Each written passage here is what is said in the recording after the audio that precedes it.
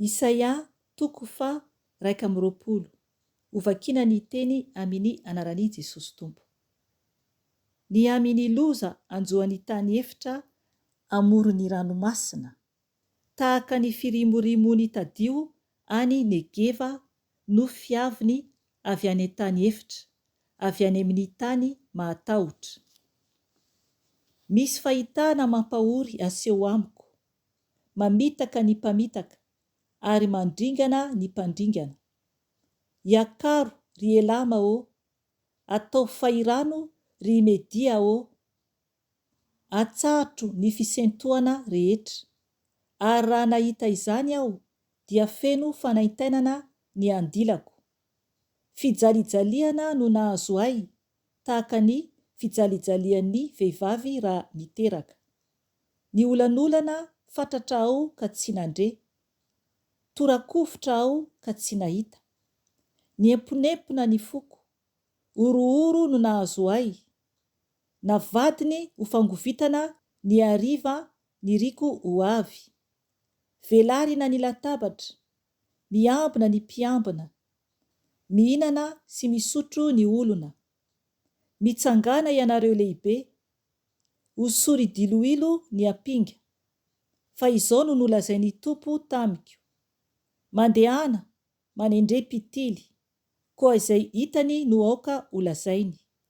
Dia nahita izy ka indreo kalesy fitondra miady, soavaly mandeha tsiroaroa, sy boriky betsaka ary rameva betsaka.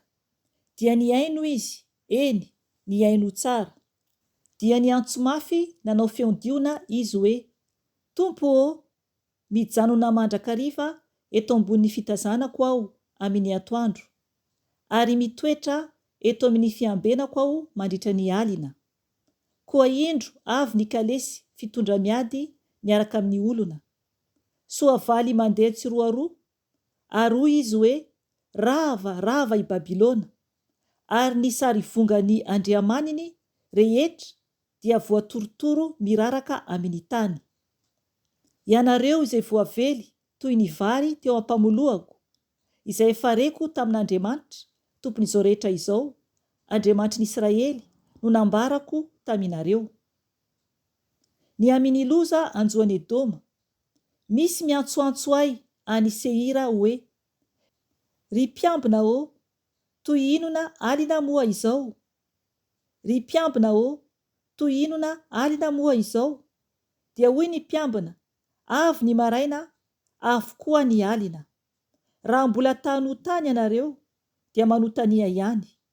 Dia miverena indray, eny, miverena.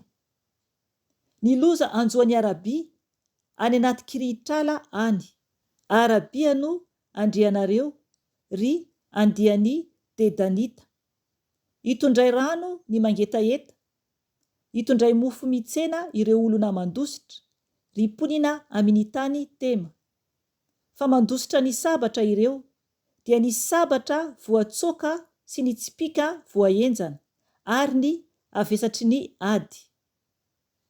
Fa izao no lazain'ny Tompo tamiko, ato anatin'ny herintaona tahaka ny taonan'ny mpikarama, dia ho levona avokoa ny voninahitry Kedara. Ho vitsy foana sisa ny tsipika izay any lehilahy mahery taranaki Kedara. Fa ny Tompo Andriamanitry Israely no efa niteny. Isaia toko fa 20. Ny loza anjoan'ny lohasahan'ny fahitana. Nahoana re ianao no niakatra niaraka tamin'ny olonao rehetra ho eny an-tampon-trano, ry tanàna be orakoraka sy be tabataba, vohitra miravoravo. Ny faty eo aminao dia tsy mba novonohin-tsabatra, na maty anady. Miara-mandositra ny mpitondranao, afatotry ny mpandefa zana-tsipika izy. Izay olona rehetra hita tao aminao dia niaraka azo baba, na dia nitady andositra lavitra aza. Koa izany no ilazako hoe, mihodina tsy hijery ahy, fa hitomany nalahelo aho. Aza dia fatra mpampionina ahy no ny fandringanana ny oloko zanakavavy. Fa misy andro ny orooro sy fanosihosena ary fahaverezan-kevitra avy amin'ny tompo Andriamanitra tompo izao rehetra izao ao amin'ny loasahany fahitana. Rava ny manda ary manako hatrany tendrombohitra ny antso vonjy. Mitondra ny tranonjanatsipika ielama. Manatona ny kalesy fitondra miady misy olona sy ny mpitaingin-tsoavaly. Manaisotra ny fonina pinga ikira. Feno kalesy fitondra miady ny loasahanao tsara indrindra. Milahatra eo am-bavahady ny mpitaingin-tsoavaly ary alany ny fisalobona ny Joda. Amin'izany andro izany dia mijery ny fiadiana ao amin'ny tranon'ny ala ianao. Hitanareo fa maro ny banga amin'ny tanànan'i Davida. Mamory ny rano avy amin'ny kamory ambany ianareo. Isainareo ny trano any Jerosalema ary ravanareo ny trano mba hanamafisanareo ny manda. Miady lavaka famorin-drano eo anelanelan'ny manda roa ianareo. Alehan'ny rano avy amin'ny lavaka famorin-drano taloha. Kanefa tsy mijery izay efa nanomana izao zavatra izao ianareo, na mahita izay namolavola azy hatry ny ela.